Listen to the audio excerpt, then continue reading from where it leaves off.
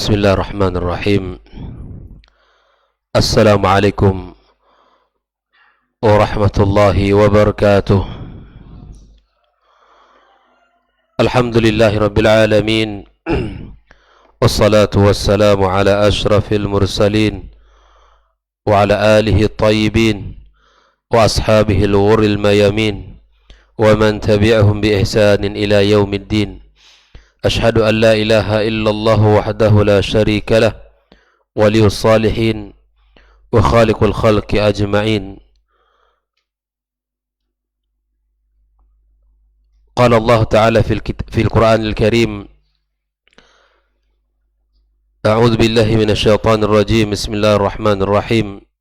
يا أيها الذين آمنوا اتقوا الله حق تقاته ولا تموتن إلا وأنتم مسلمون.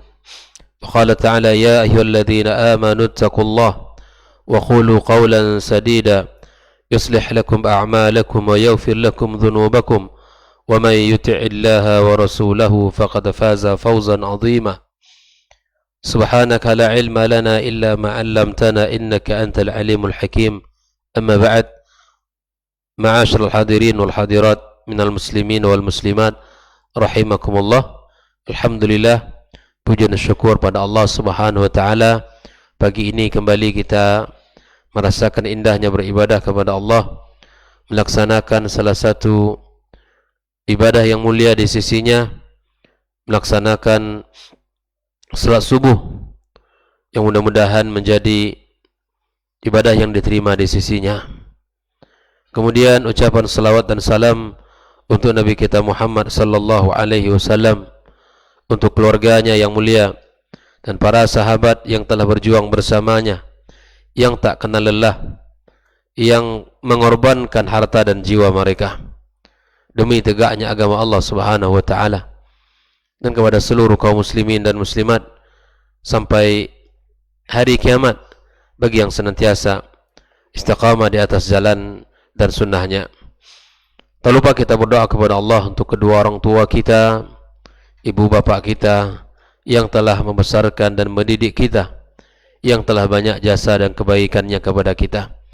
Mudah-mudahan Allah Subhanahu wa taala ampunkan mereka. Allah jadikan tempat yang tinggi di sisinya. Allah mudahkan segala urusan mereka, dan Allah jadikan mereka orang-orang as-salihin di sisi Allah Subhanahu wa taala. Kepada seluruh masyayikh, para guru yang telah mengajarkan ilmu kepada kita, semoga Allah Subhanahu wa taala ampunkan dosa-dosa mereka. Wabil khusus Syekh Abu Bakar Jazairi rahimallahu taala rahmatan wasi'ah, yang telah meninggalkan karya dan ilmunya untuk kita. Kembali kita melanjutkan pembahasan pagi ini tentang sunanu as-siyam atau sunanus saumi. Setelah kita membahas rukun puasa atau arkanus saum, yang pertama adalah niat, di mana seseorang harus mentabiyid niat sebelum fajar tiba. Karena Nabi sallallahu alaihi wasallam mengatakan bahwa tidak ada puasa bagi orang yang tidak berniat. Nabi juga mengatakan innamal a'malu binniyat, bahwa sesungguhnya amal itu tergantung kepada niatnya. Kemudian rukun yang kedua adalah al-imsak, di mana kita menahan seluruh hal yang membatalkan ibadah puasa kita, dari makan dan minum dan mendatangi keluarganya di siang hari. Itu harus ditahan sejak terbit fajar as-sadiq sampai terbenamnya matahari di hari tersebut. Kemudian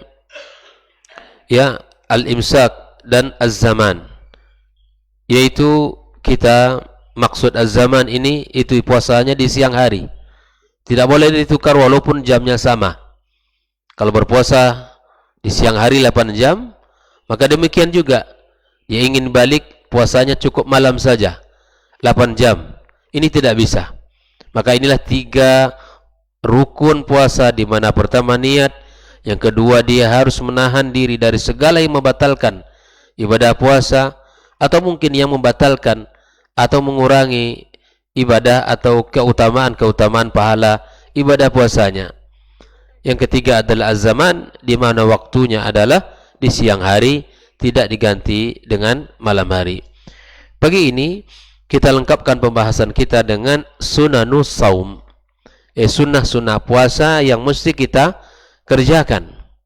Yang pertama adalah ta'jilul fitr, di mana kita harus menyegerakan berbuka setelah pastinya azan maghrib tiba. Bukan berarti menyegerakan berbuka sebelum azan. Maknanya, mafhumnya, ya, zahirnya jelas, ya, bahwa ketika azan dikumandangkan, waktu maghrib sudah tiba, tidak ada yang dikerjakan kecuali berbuka. Nabi SAW mengatakan, la yazalun nasu bi khairin ma'ajjalul fitra, bahwa manusia senantiasa berada dalam kebaikan selama dia menyegerakan untuk berbuka. Makanya di saat-saat menjelang berbuka itu tidak ada aktivitas yang lain. Hari ini subhanallah, di musim-musim Ramadan misalnya, kita lihat, kalau kita berkaca pada kejadian yang sebelumnya, wah subhanallah, setiap orang semakin mau mendekat berbuka, semakin banyak yang keluar, atau mungkin masih berada di luar karena mencari makanan. Padahal waktu-waktu itu adalah waktu yang sangat mustajab di sisi Allah Subhanahu untuk berdoa. Makanya kalau kita usahakan iltizam kita, di saat setengah jam menjelang berbuka, semua kita sudah harus berada di tempat kita berbuka, di rumah kita, atau mungkin di mana yang kita berbuka. Manfaatkan waktu tersebut untuk berdoa kepada Allah Subhanahu wa taala. Ketika azan dikumandangkan, maka kita langsung berbuka. Ini harus kita perhatikan agar sempurna ibadah puasa kita.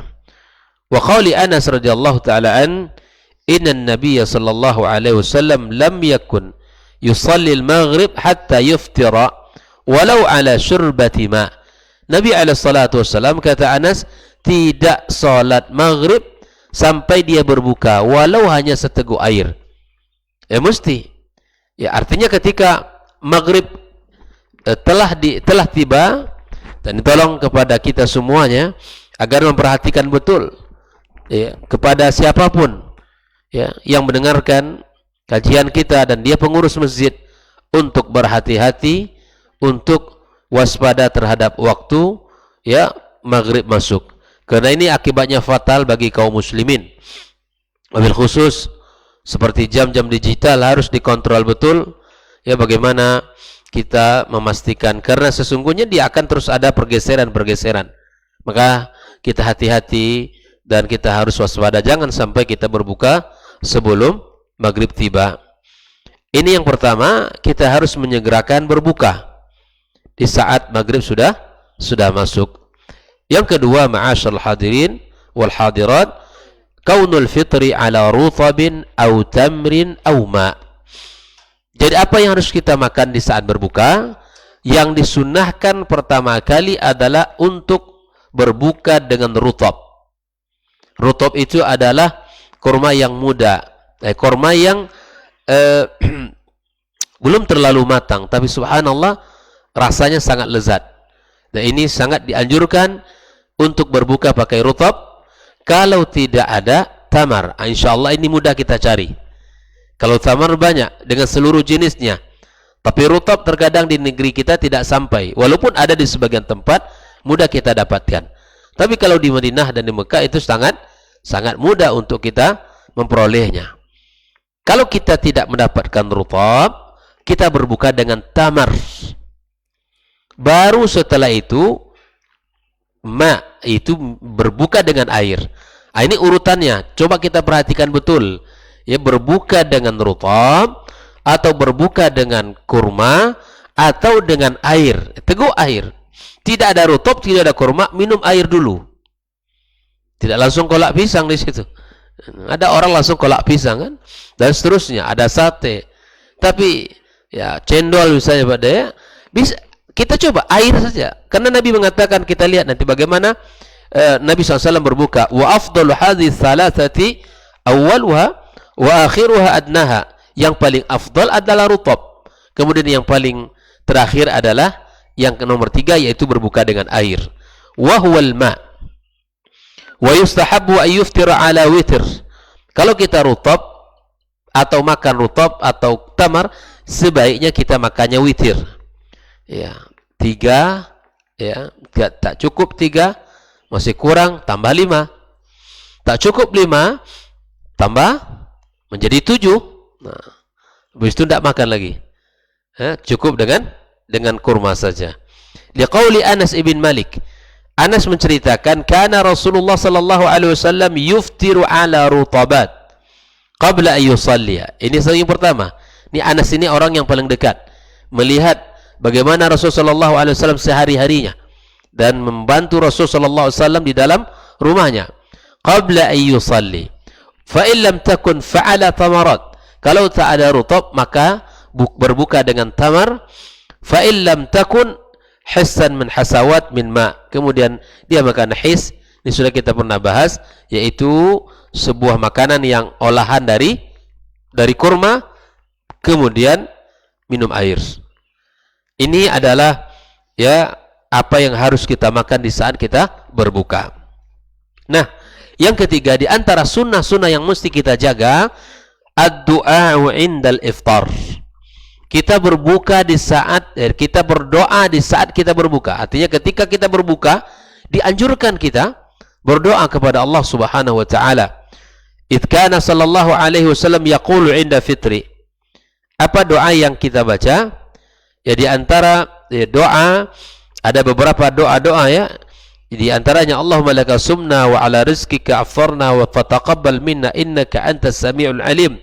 Ini hadisnya. Sebagian para ulama yang mendhaifkannya. Ada hadis yang disahihkan oleh para ulama seperti hadis dhahaba adh-dhama, doa yang sering disampaikan, dhahaba adh-dhama'u wabtalatil 'uruqu wa thabata al-ajru insyaallah.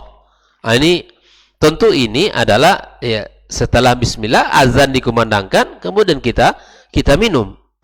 Lalu kemudian kita baca, ya dhahaba adh-dhama'u wabtalatil 'uruqu wa thabata al-ajru insyaallah.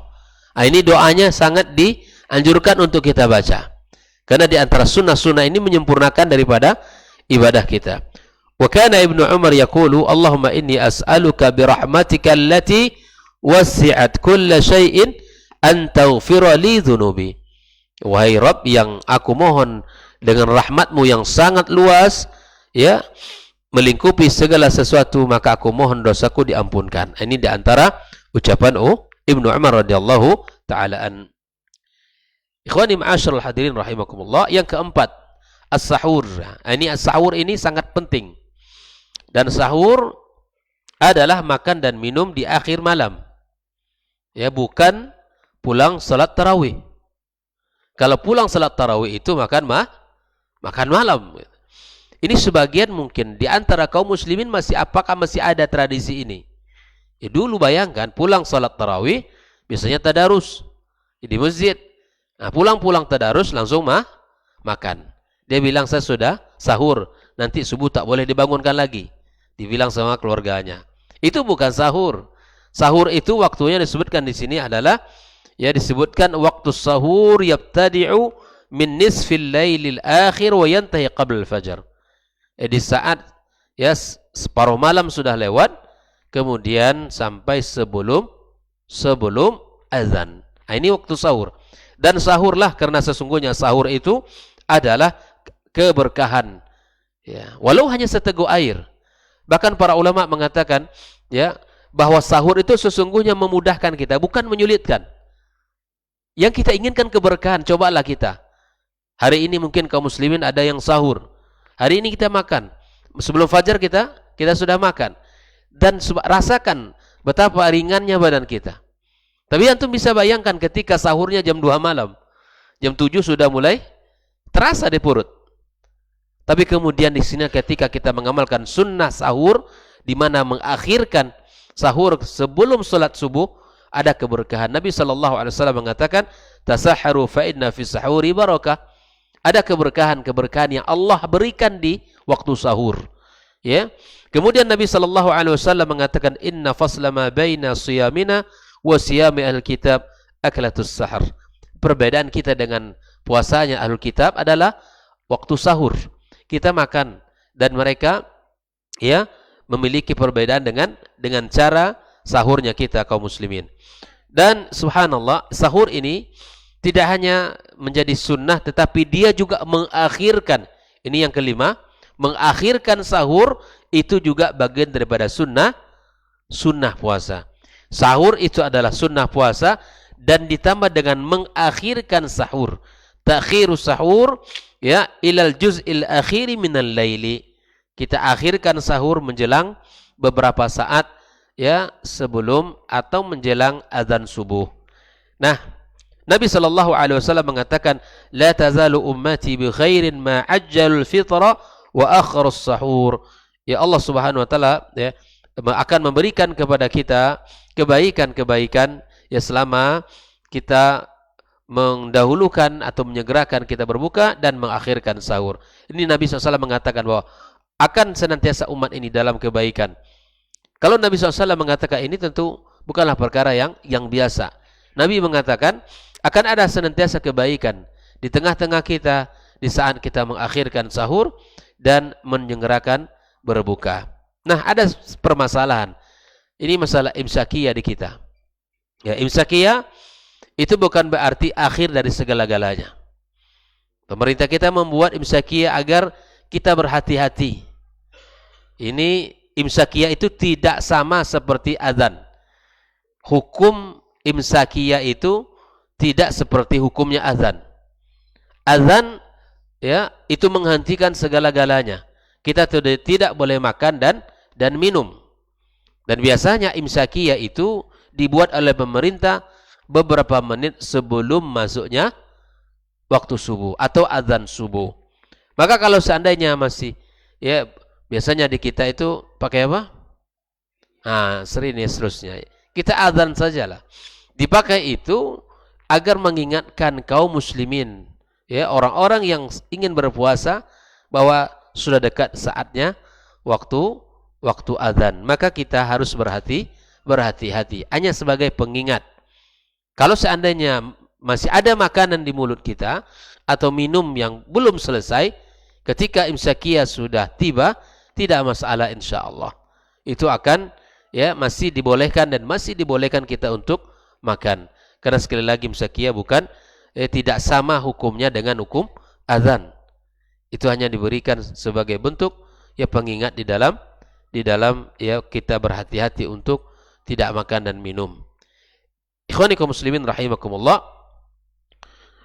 Kemudian bahkan para sahabat waktu sahurnya diceritakan oleh Zaid ibn Thabit radhiyallahu taala anhu, tasahharna ma'a Rasulillah sallallahu alaihi wasallam, kami sahur bersama Rasul, thumma qama ila salati faqultu kam kana bainal adhani was sahur, qala qadru 50 ayat. Coba lihat antara azan dan qamat, antara kedua-duanya itu, antara azan dan sahur itu hanya qadr 50 ayat. 50 ayat dibaca. Bayangkan. Ya, dan sederhana sekali sebetulnya sahur. Sahur bukan pada banyaknya jumlah dan pada apa makanannya. Yang penting ada yang dimakan walau ala syurbati ma, karena ada keberkahan yang kita dapatkan di sana. Ya kan? Kita bisa bayangkan kalau kita sahurnya makanan subhanallah, makan makanan yang berat, ya semua dimakan. Ya silakan memang, tapi ada efeknya nanti di dalam keseharian kita di bulan Ramadan. Mungkin kita bawaannya ngantuk, bawaannya lemas, kemudian sehingga ya kita berdalil dengan hadis dhaif, tidurnya orang puasa adalah ibadah. Ya. Hari-harinya cukup dengan tidur saja. Ya. Tidurnya orang berpuasa adalah ibadah, sehingga tidak ada prestasi ibadah di hari tersebut. Maka itu ikhwani kaum muslimin rahimakumullah, kita harus mempelajari ilmu tentang ibadah puasa ini sehingga sempurna dari apa yang kita laksanakan, dari kondisi-kondisi yang hari-hari kita bisa kita selesaikan dengan maksimal, ya dengan memperbanyak ibadah kepada Allah Subhanahu wa taala. Ditambah oleh sebagian para ulama di antara sunnah-sunnah siyam itu adalah di mana kita banyak menderma, banyak kita bersedekah, banyak kita memberikan ya makanan kepada orang-orang yang sedang berpuasa. Ini sangat dianjurkan. Ya karena pahala yang kita dapatkan sangat banyak jika seandainya kita memberikan makan kepada kaum muslimin, ya kepada siapapun yang berpuasa kita berikan makan, insyaallah pahala mereka akan kita dapatkan berdasarkan hadis Nabi kita sallallahu alaihi wasallam. Barang siapa yang memberikan makan dan minum kepada orang berpuasa, maka dia mendapatkan pahala dari orang tersebut. Berlomba-lombalah kita dalam kebaikan. Kita lihat di berbagai negara, khususnya di Arab Saudi, kita lihat bagaimana ya khidmat di Masjidil Haram Madinah dan Masjidil Haram Makkah Al-Mukarramah. Kita lihat bagaimana pelataran Masjid Nabawi, kemudian di dalam Masjid Nabawi ribuan orang, dan itu bisa sebagai tempat untuk ya menikmati. Silakan antum pilih di mana saja. Bahkan ini sebagai pengalaman pribadi, yang selama di Madinah itu, ya selama di kuliah di sana, bahkan di bulan Ramadan bisa tidak keluar uang. Kenapa? Karena semua sudah ada. Antum untuk berbuka ada, atau untuk sahur pun juga ada. Lebih khususnya di 10 terakhir Ramadan, itu sahur dan berbuka itu sangat luar biasa. Di hari-hari biasa juga ada, namun ya lebih banyaknya kepada sahur atau kepada berbuka. Ini menunjukkan keimanan yang sangat tinggi dan kebaikan hati mereka. Kita rasakan ini. Bagaimana hari ini kebaikan itu pun sudah ada di negeri kita. Dan sudah banyak masjid-masjid yang menyediakan berbuka untuk para musafir, orang-orang yang kemudian mereka melakukan safar dan tidak ada, ataupun mungkin mereka sulit untuk mendapatkan makanan, maka kita dengan senang hati memberikan ya bantuan dan makanan untuk mereka yang ingin berbuka puasa. Mudah-mudahan dari 6 sunanus saum ini bisa kita aplikasikan dalam kehidupan kita, bisa kita praktekkan nanti insyaallah taala, dan hitungan hari Ramadan tiba. Mudah-mudahan Allah Subhanahu wa taala sampaikan usia kita dan Allah berikan kepada kita taufik untuk mengisi hari-hari Ramadan dengan ibadah-ibadah yang mulia di sisinya. Wa sallallahu ala nabiyyina Muhammadin wasallam wa subhanakallahumma bihamdik asyhadu an la ilaha illa anta astaghfiruka wa atubu ilaik. Wassalamu alaikum warahmatullahi wabarakatuh.